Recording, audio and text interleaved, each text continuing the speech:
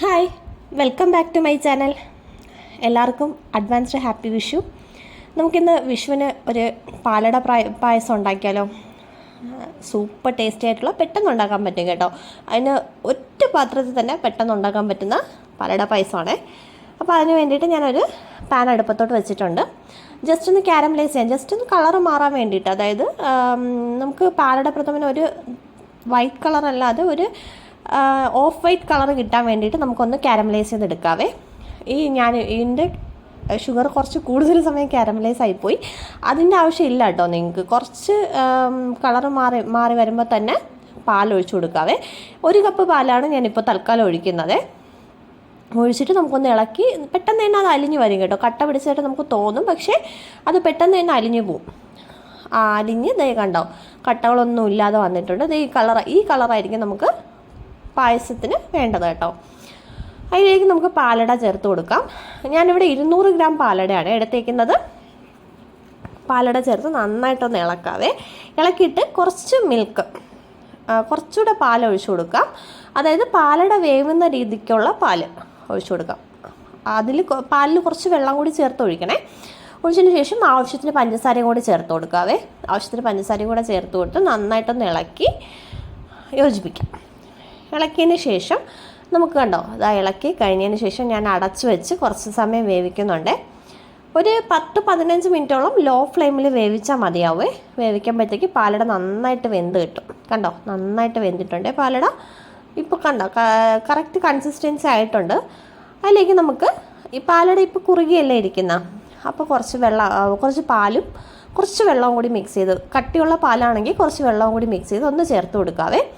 എന്നിട്ട് നമുക്ക് ഏലക്കയുടെ പൊടിയും ഏലക്കയും പഞ്ചസാരയും കൂടി പൊടിച്ചതാണ് മിക്സിയിലിട്ട് അതൊന്ന് പൊടിച്ച് കുറച്ച് നെയ്യും കൂടി, നെയ്യ് ഇപ്പോൾ ഒഴിച്ചില്ലെങ്കിലും കുഴപ്പമില്ല. നമുക്ക് താളിക്കുമ്പോൾ, അതായത് കാഷ്യൂനട്ട് എല്ലാം കൂടി വറുക്കുമ്പോൾ ഒഴിച്ചാലും മതി. ഞാനിപ്പോൾ ജസ്റ്റ് കുറച്ചുകൂടി നെയ്യ് ഒഴിച്ച് കൊടുത്തു എന്നേ ഉള്ളേ. ഒഴിച്ച് നന്നായിട്ടൊന്ന് കുറുക്കി എടുക്കുന്നുണ്ടേ. ഇതേ കണ്ടോ, കുറച്ചുകൂടി ഒന്ന് കുറുകി വന്നിട്ടുണ്ട്. ഞാനൊരു 5 മിനിറ്റ് അടച്ചു വെച്ച്, ലോ ഫ്ലെയിമിൽ അടച്ചു വെച്ച്. കാരണം ആ ഏലക്കയുടെ മണമൊക്കെ അതിൽ നിൽക്കാൻ വേണ്ടിയിട്ട് ഒന്ന് 5 മിനിറ്റ് അടച്ചു വെച്ച് ഒന്ന് വേവിച്ചതാണേ. കണ്ടോ, നന്നായിട്ട് നല്ല കറക്റ്റ് പെർഫെക്റ്റായിട്ട് വെന്ത് കിട്ടിയിട്ടുണ്ടേ. അതിനുശേഷം ഈ പാലടയിൽ നമ്മൾ ഒഴിച്ചുകൂടാൻ പറ്റാത്ത ഒരു ഇൻഗ്രീഡിയൻ്റ് ആണ് ഈ കണ്ടൻസ്ഡ് മിൽക്ക് എന്ന് പറയുന്നത്. അതൊന്ന് കുറച്ച് അധികം ചേർത്ത് കൊടുക്കണം. ഞാനിവിടെ കുറച്ച് ചേർക്കുന്നുള്ളൂ, കാരണം ഇവിടെ ആർക്കും കണ്ടൻസ്ഡ് മിൽക്കിൻ്റെ ടേസ്റ്റ് അധികം ഇഷ്ടമില്ല. അതുകൊണ്ടാണ് ഞാൻ കുറച്ച് ചേർക്കുന്നത്. കംപ്ലീറ്റ്ലി പഞ്ചസാര, ഒരു 1/4 ഭാഗം പഞ്ചസാരയും ബാക്കി ഫുൾ കണ്ടൻസ്ഡ് മിൽക്കും ആയാൽ അതിന് ടേസ്റ്റ് ഭയങ്കര ടേസ്റ്റ്, നിങ്ങൾക്ക് പറഞ്ഞറിയിക്കാൻ പറ്റാത്ത അത്രയും ടേസ്റ്റ് വരും കേട്ടോ. അതുണ്ടെങ്കിൽ അതങ്ങനെ ചേർത്ത് കൊടുക്കുക. പക്ഷേ കണ്ടൻസ്ഡ് മിൽക്ക് ഒരിക്കലും പാലടയിൽ ഒഴിവാക്കരുത്. അതിനൊരു പ്രത്യേക ടേസ്റ്റ് കിട്ടും.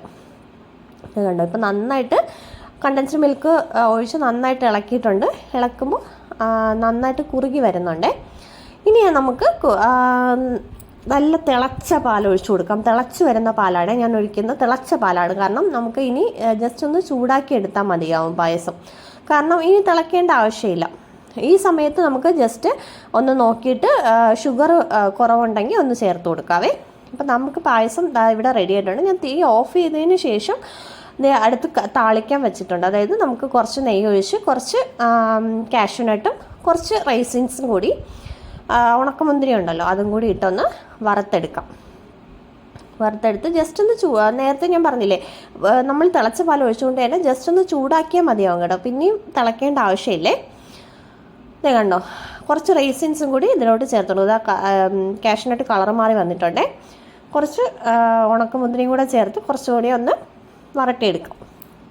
ഇത് ഉണക്കമുന്തിരി നല്ല വീർത്ത് വന്നിട്ടുണ്ടേ. നമുക്കെന്നിട്ട് ആ ചൂടാക്കിയ പായസം അവിടെ വെച്ചിട്ട് അതിലോട്ട് നമുക്ക് ഡയറക്റ്റായിട്ടൊന്ന് ഒഴിച്ചു കൊടുക്കാം. കണ്ടോ, കറക്റ്റായിട്ട് അതിലോട്ട് അങ്ങ് ഒഴിച്ചു കൊടുക്കുകയാണ്. കണ്ടോ, നെയ്യുടെയും ആ കണ്ടൻസ്ഡ് മിൽക്കൊക്കെ കുറച്ചുകൂടി ഒഴിച്ചാൽ നല്ല ടേസ്റ്റ് ആയിരിക്കും കേട്ടോ. ഞാൻ ഏകദേശം 4 ടേബിൾ സ്പൂൺ കണ്ടൻസ്ഡ് മിൽക്ക് മാത്രമേ ഒഴിച്ചിട്ടുള്ളൂ. ഞാൻ പറഞ്ഞില്ലേ, കൂടുതൽ കണ്ടൻസ്ഡ് മിൽക്ക് ഒഴിക്കാൻ ശ്രമിക്കുക, എന്നാലേ പാലടയ്ക്ക് ടേസ്റ്റ് കൂടത്തുള്ളൂ കേട്ടോ. അപ്പോൾ ഇവിടെ പാലട പായസം ഇവിടെ റെഡി ആയിട്ടുണ്ട്. അപ്പോൾ ഈ വിഷുവിന് എല്ലാവരും സദ്യയുടെ കൂടെ പാലട പായസം ഉണ്ടാക്കണം കേട്ടോ. വീഡിയോ ഇഷ്ടപ്പെട്ടാൽ ലൈക്ക് ചെയ്യുക, ഷെയർ ചെയ്യുക, ചാനൽ കൂടി ഒന്ന് സബ്സ്ക്രൈബ് ചെയ്ത് സപ്പോർട്ട് ചെയ്യണേ. താങ്ക്